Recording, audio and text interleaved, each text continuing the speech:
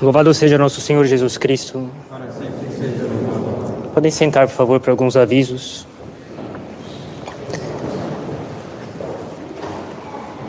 Hoje é o primeiro domingo do Advento, em preparação para o Natal. Nós começamos o ano litúrgico hoje e, em vista da preparação para o Natal, em vista do Natal, é importante que se façam algumas penitências, menos do que durante a Quaresma. Nós dizemos que o Advento é um tempo de penitência alegre, que se pense então em alguma coisa na qual a gente possa se mortificar em vista da festa de Natal. Lembramos também que o Papa Francisco é o Papa. Se alguém pensa o contrário, é preciso ter coerência e procurar outro lugar. Não somos direitistas nem conservadores, somos católicos. Não somos anticomunistas acima de tudo, somos católicos. E por causa disso, somos contra todos os erros, dentre os quais o comunismo. Nós não somos pelo ativismo, mas pela ação que transborda da oração. Em nome do Pai, do Filho e do Espírito Santo. Amém. Ave Maria, cheia de graça, o Senhor é convosco. Bendita sois vós entre as mulheres, e bendito é o fruto do vosso ventre, Jesus.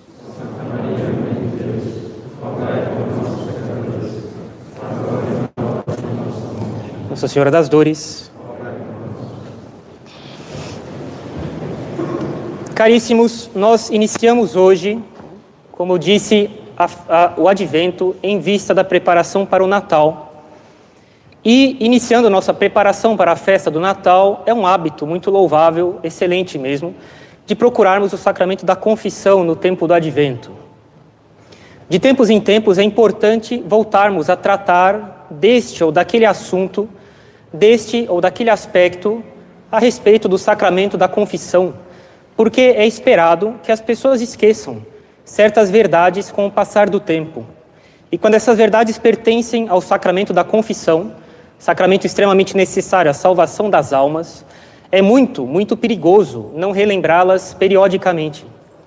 Sem conhecê-las bem, faremos muitas coisas em confissão ou em vista da confissão, realmente ignorando como fazê-las corretamente e não nos confessaremos bem.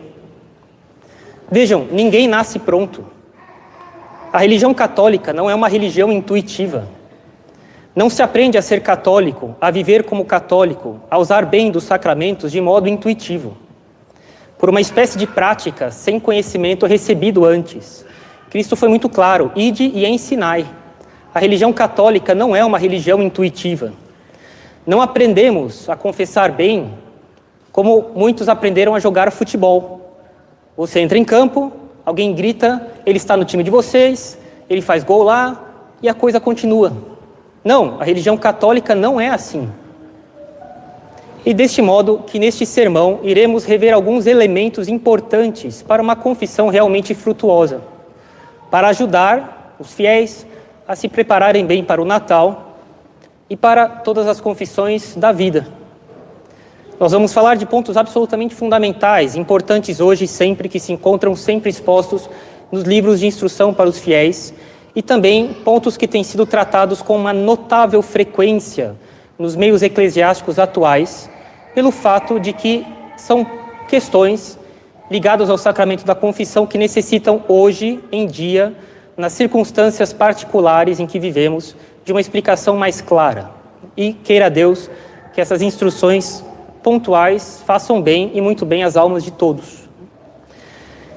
Primeiro, em relação ao exame de consciência, para nos confessarmos bem, precisamos, antes de tudo, fazer um bom exame de consciência.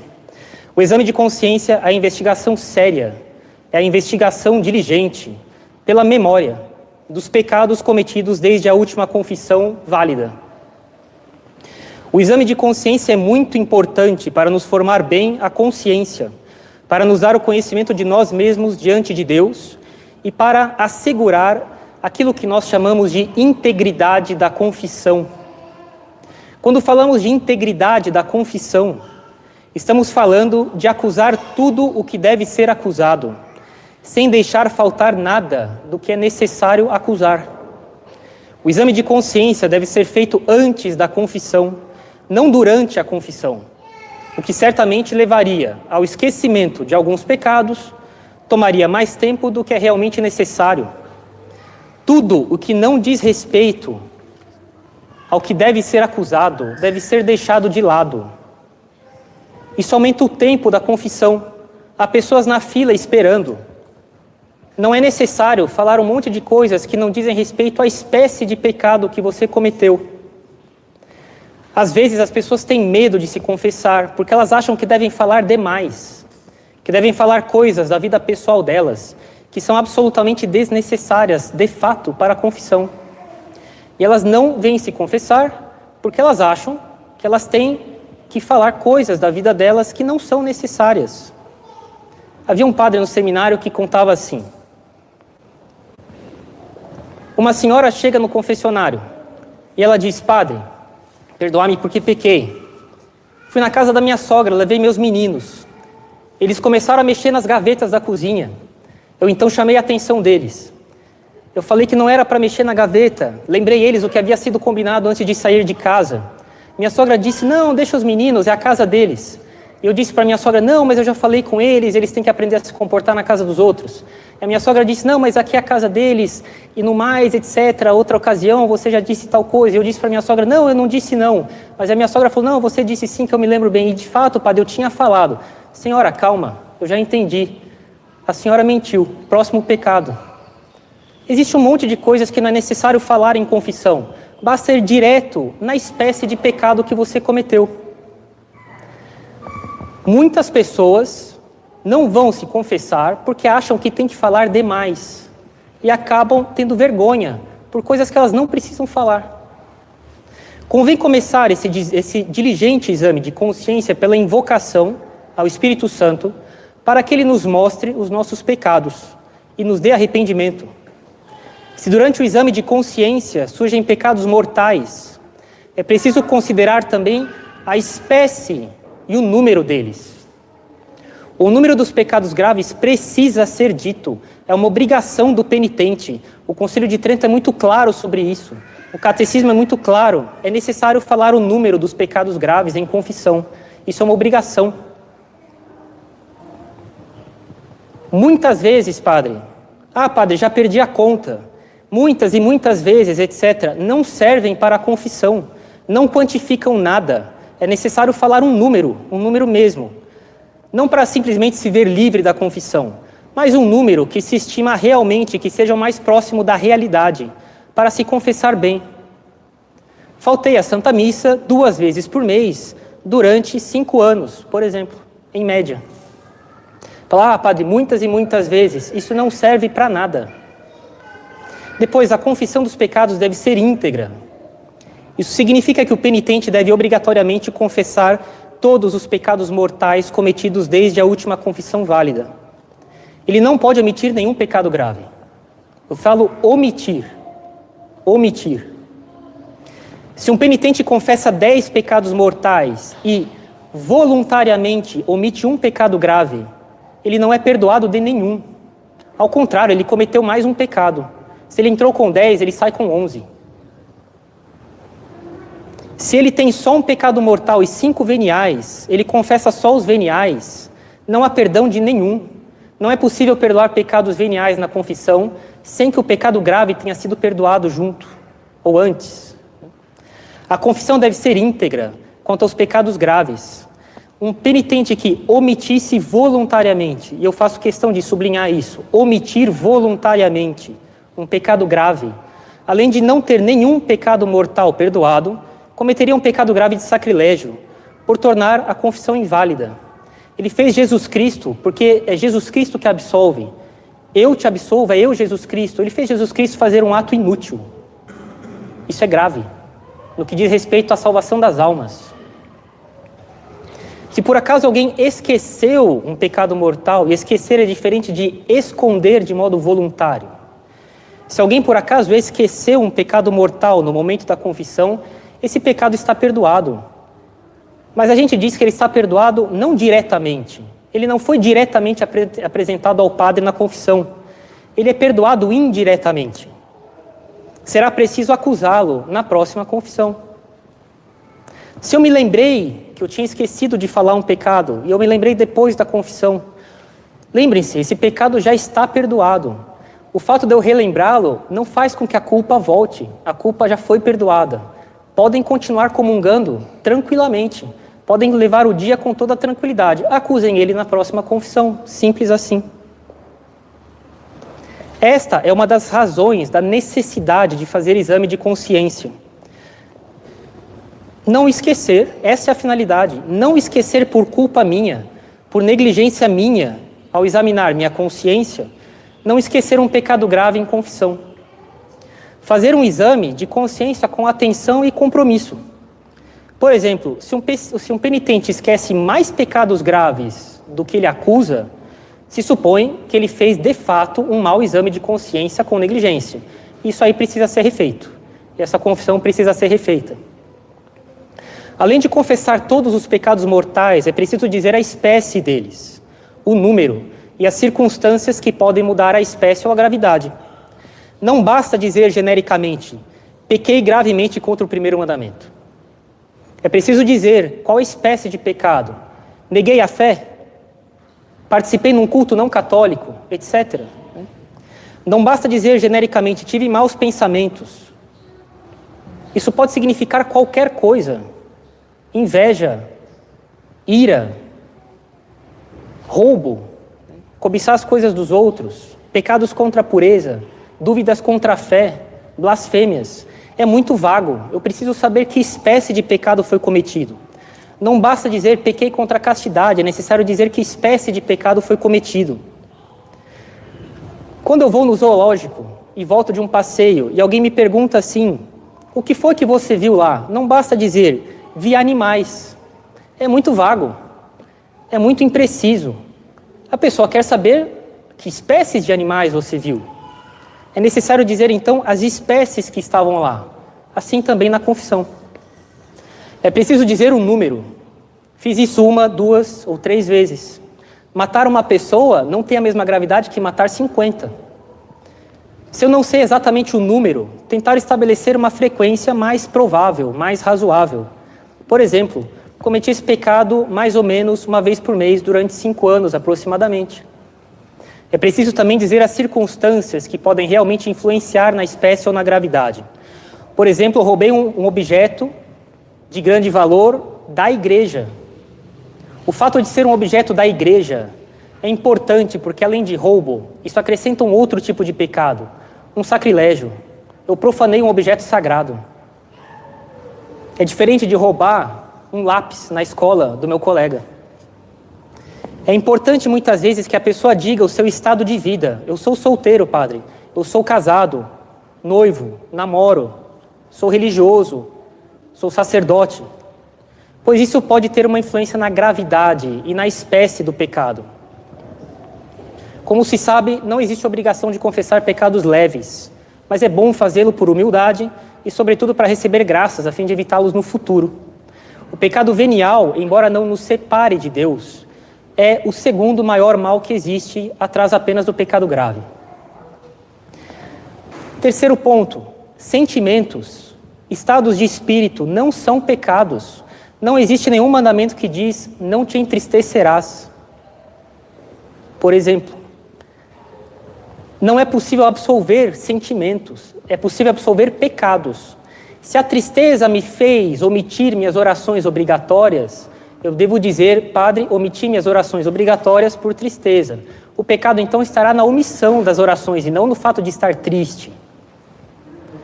Lógico, se eu dou corda de maneira não razoável, por uma tristeza não razoável, e isso me leva então a fazer coisas contra a lei de Deus, o pecado está naquilo que a tristeza me levou a fazer. E eu consenti nisso. Mas não existe nenhum mandamento que nos impede de ter estados de espírito, sentimentos. Sejam também breves na acusação. Falar e falar a mesma coisa com sinônimos, até se sentir aliviado, isso não muda nada. A confissão é e deve ser vista como um tribunal jurídico de fato. Nenhum padre pode começar a ouvir confissões sem que ele tenha recebido a jurisdição disso pelo bispo da diocese, porque o bispo da diocese é o juiz da diocese. E ele confia o poder de julgar para os padres, para quem ele permite ouvir confissões. Um padre, pelo simples fato de ser padre, não pode ouvir confissões, antes que ele tenha recebido a jurisdição para isso. De fato, a confissão é um tribunal muito particular. Vamos falar um pouco disso daqui a pouco. Mas é um tribunal. De fato, o padre emite uma sentença, ele faz um juízo. E, portanto, é necessário considerar a confissão não como um consultório psicológico, mas como um tribunal. Por isso, o padre, na hora de fazer a fórmula da absolvição, ele pronuncia um juízo: eu te absolvo. Ele não fala eu te consolo, por exemplo. Eu te absolvo é um verbo que exprime uma potência jurídica. Se confessar com calma, com nitidez, com objetividade. Lembre-se, há uma fila. Pense nas pessoas que estão na fila. Seja objetivo sem correr. É importante, é um dever que deve ser realizado de modo contínuo, que os fiéis se formem para conhecer como devem se acusar. Tive maus pensamentos, é muito vago. Fiz coisas ruins, é muito vago. Isso obrigará o sacerdote a perguntar com toda prudência e bom senso para tentar especificar a espécie de pecado, o número do pecado, se for grave. Não espere que o padre tenha que fazer isso. Faça você antes.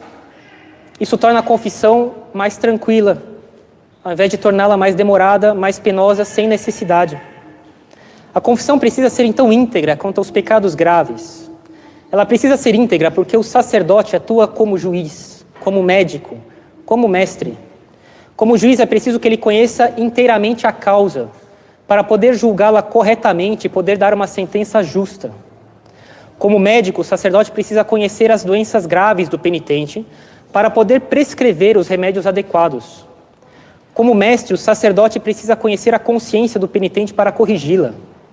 Quantas pessoas podem acabar achando que algo é pecado e não é? O confessor precisa esclarecê-las para que elas parem de fazer coisas achando que é pecado, para que elas parem de pecar. A coisa pode de fato não ser pecado, mas se a pessoa acha que é e ela faz, ela peca, é óbvio. Ela vai contra o que a consciência diz que é pecado, o padre precisa corrigi-la. Além disso, o sacerdote é um pai na confissão. Recebe o penitente benignamente. É o exemplo de Cristo pronto a ajudá-lo ao máximo. A confissão é um tribunal e o padre é um juiz. Mas as pessoas não devem ter medo desse tribunal. É um tribunal feito para perdoar. Basta admitir a culpa com verdadeiro arrependimento e a pessoa sai perdoada. E o padre, além de juiz, é também um médico, é um mestre, é um pai na confissão. A confissão deve ser discreta, isso é, não se deve revelar os pecados alheios. Não devo incluir na confissão o que os outros fizeram de pecado. Não devo falar quem estava comigo. Com relação ao sexto mandamento, é necessário ter clareza, dizer a espécie de pecado, mas sem usar termos grosseiros ou expressões desnecessárias ou falar mais do que o necessário. A pessoa não deve contar toda a sua vida, só o que diz respeito aos pecados que ela deve confessar, só isso. Não se deve falar demais, sobretudo se a questão toca em castidade. Ser claro e falar o que é suficiente. Se o padre se dá conta de que falta uma informação necessária para a integridade da acusação, ou que é necessária para poder orientar o penitente, a fim de acabar com o pecado, ele irá perguntar o que é necessário. Simples assim. Lembre-se, ele perguntará o que é necessário, nada além disso. A confissão deve ser secreta, ou seja, ela deve ser feita unicamente ao confessor para evitar escândalos. E aqui nós tocamos no último ponto, a discrição que é necessário ter em relação à confissão. Caríssimos, não há um sacerdote em todo o mundo que não prefira morrer a revelar o terrível segredo da confissão. Aqui na capela temos a imagem de um santo que morreu justamente porque ele se negou a falar o que ele sabia em confissão. São João Nepomuceno, aquele santo lá. Ele morreu para não falar o que ele sabia em confissão. Esse segredo é tão absoluto que nunca, sob qualquer pretexto, o sacerdote pode revelar o segredo de uma confissão verdadeiramente sacramental. Nem mesmo para salvar a vida de alguém, de uma pessoa inocente, para evitar uma guerra entre países, salvar uma família inteira da desonra e da miséria, salvar uma cidade inteira de um massacre. Não, nada justificaria abrir a boca para falar o que ele sabe em confissão. Ele estaria excomungado imediatamente. Mas, padre, pessoas inocentes morrerão. Sim, não é culpa do padre. Se o padre abrir a boca, quem virá se confessar depois? Quem irá pedir perdão dos seus pecados? Se os padres pudessem, por alguma razão, por mais terrível que fosse, falar o que eles sabem em confissão, ninguém mais se confessava. As almas se condenariam.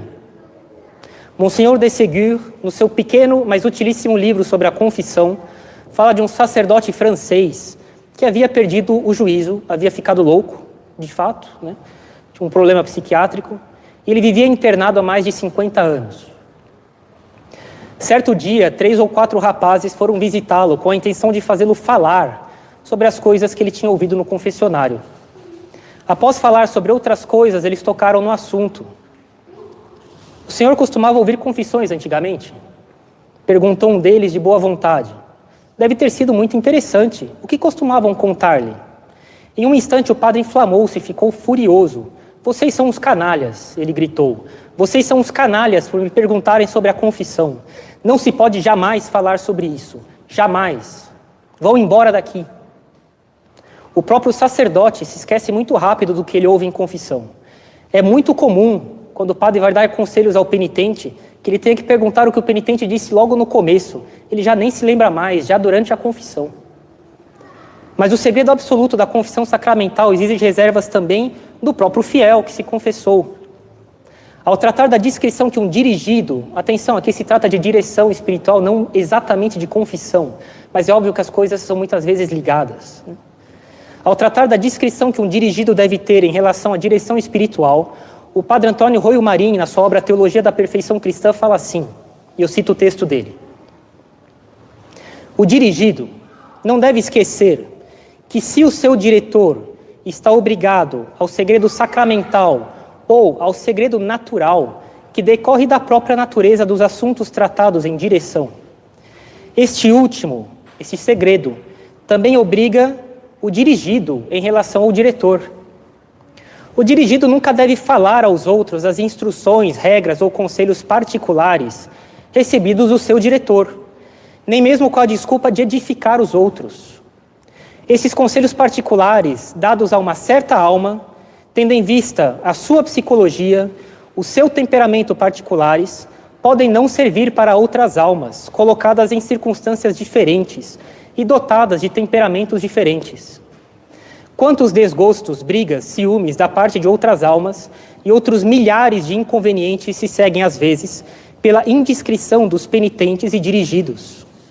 Naturalmente, esta indiscrição do dirigido será motivo mais do que suficiente para o diretor negar-lhe a direção, da qual o fiel não se mostra digno. O dirigido, ao ter que agir em um caso particular, após pedir conselho ao seu diretor, nunca deve sair dizendo: faço isso ou aquilo porque meu diretor ou confessor me instruiu assim. Ele faz mal se fizer isso. Simplesmente faça o que deve fazer, sem se reportar ao padre com quem tem direção.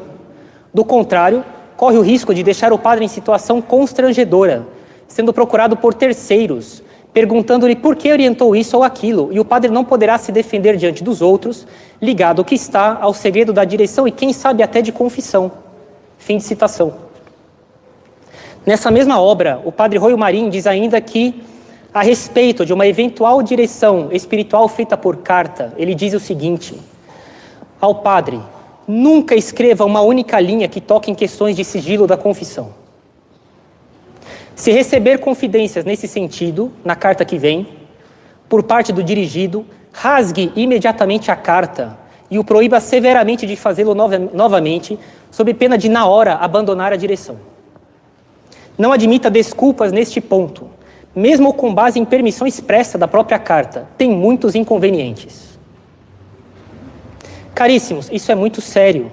Todos os livros que tratam sobre confissão falam claramente a obrigação que os fiéis têm de jamais falar para outra pessoa o que recebeu de instrução da boca do padre em confissão. A conduta de todo e qualquer fiel sempre deve ser a seguinte, repito o que o padre Roy Marim fala, simplesmente faça o que deve fazer, sem se reportar ao padre que o aconselhou. Ainda nessa questão, uma outra questão que é justamente muito considerada atualmente. Tem crescido o número de instruções emitidas por padres e por bispos no mundo inteiro, em muitas dioceses, a respeito do uso de celulares em confissão. Em 27 de março deste ano, agora, 2020, o bispo responsável pela liturgia na Conferência Episcopal dos Bispos dos Estados Unidos, o arcebispo Leonard Blair, da Arquidiocese de Hartford, ele escreveu o seguinte: além disso, nas atuais circunstâncias da propagação do novo coronavírus, os telefones celulares não devem ser usados nem mesmo para aumentar a voz do penitente em relação ao confessor por causa da distância.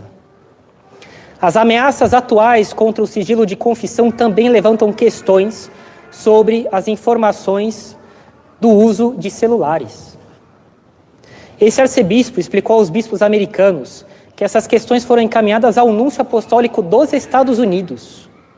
O núncio consultou o bispo secretário da Congregação para o Culto Divino e dos Sacramentos no Vaticano e retornou com essas respostas, que o bispo Leonard Blair distribuiu aos outros bispos americanos.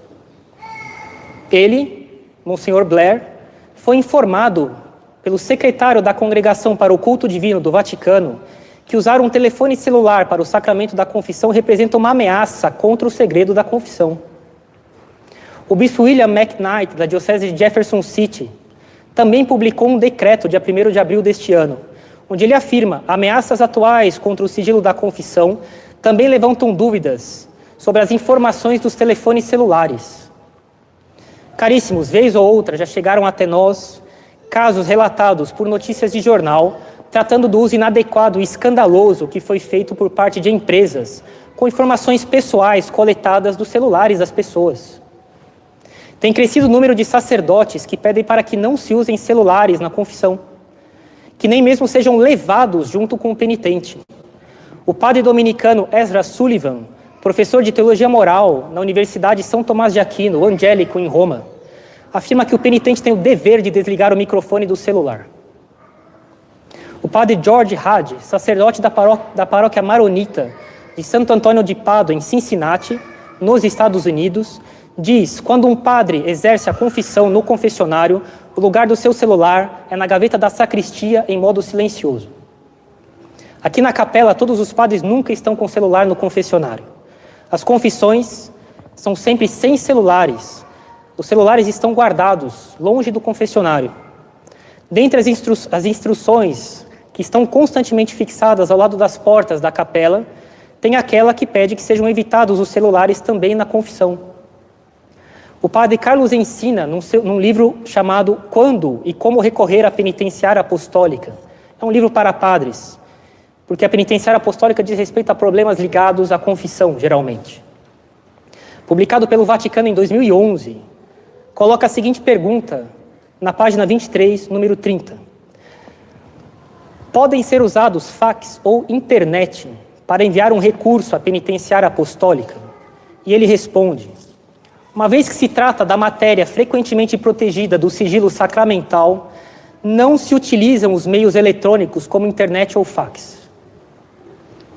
Nós julgamos que se mantém que a carta, sempre omitindo o nome e qualquer identificação, garante melhor a tutela do segredo nessa matéria que tem a ver com a consciência do fiel. Essas e outras orientações episcopais e sacerdotais, emanadas de teólogos competentes e prudentes nessas questões, acabam implicando ainda que um fiel jamais deve escrever nada em mensagens de celular, por exemplo, que toque minimamente em questões de confissão, sejam confissões passadas, sejam confissões que ele quer fazer. Qualquer coisa minimamente relacionada ao sacramento da confissão deve ser tratada diretamente com o padre em pessoa, não por meio de mensagem. O fiel precisa se confessar que vá procurar o padre pessoalmente, nos horários anunciados publicamente, que são do conhecimento de todos na sua paróquia. Em todas as igrejas, o padre responsável sempre anuncia publicamente, de modo facilmente acessível a todos, quais são os horários de confissão. o padre estará lá para atender seus filhos. O que é dito nessas instruções que nós citamos, do padre Rui Marim, do padre Carlos Ensina, publicado pelo Vaticano, sobre cartas e internet no âmbito de questões de confissão, vale também incalculavelmente mais no que diz respeito a celulares, é óbvio. Aplicativos de celular, e-mails, etc., registram dados, podem compartilhar esses dados. Terceiros podem ter acesso ao celular ou ao computador e ver essas mensagens. Para celulares e demais meios eletrônicos, se aplica plenamente o que diz a instrução do padre Carlos Ensina, publicado pelo Vaticano. Não se utilizam meios eletrônicos como internet ou fax, uma vez que se trata de matéria frequentemente protegida pelo segredo sacramental. Procure pessoalmente o padre, na sua paróquia, nos horários que são publicamente anunciados, que são acessíveis a todos, que são do conhecimento de todos. Questões de confissão sempre devem ser tratadas diretamente com o padre em pessoa, como há 2 milênios é feito. Caríssimos, confessem-se sempre. Confissão quanto mais, melhor. Lógico, com bom senso. Mas confissão quanto mais, melhor. Confessem-se com frequência. Façam sempre um excelente uso da confissão. Purifiquem-se dos seus pecados, porque essa é a nossa meta. Acabar com o pecado. É para isso que os padres existem. É para acabar com o pecado. Tanto quanto é possível nesse mundo. E a confissão é um meio excelente para isso. Pessoas de décadas de maus hábitos, que começam a se confessar com regularidade, em 1 mês e meio, 2 meses, se tornam outras pessoas. Param de pecar mesmo. A confissão os ajuda a evitar os pecados. Façamos um bom aproveitamento dessa graça imensa. Aqui sempre há confissões, graças a Deus. Longas filas de confissões, graças a Deus. Façamos bom proveito disso, caríssimos. São graças que Deus nos dá. Preparemos-nos para o Natal. É uma festa de enorme proveito para a nossa alma, quando Jesus Cristo começou a redenção e a salvação das almas, ainda pequeno, mas depois de 2000 anos, quanta grandeza, quanta bondade, quanta misericórdia da parte de Deus, dentre elas, a confissão. Em nome do Pai, do Filho e do Espírito Santo. Amém.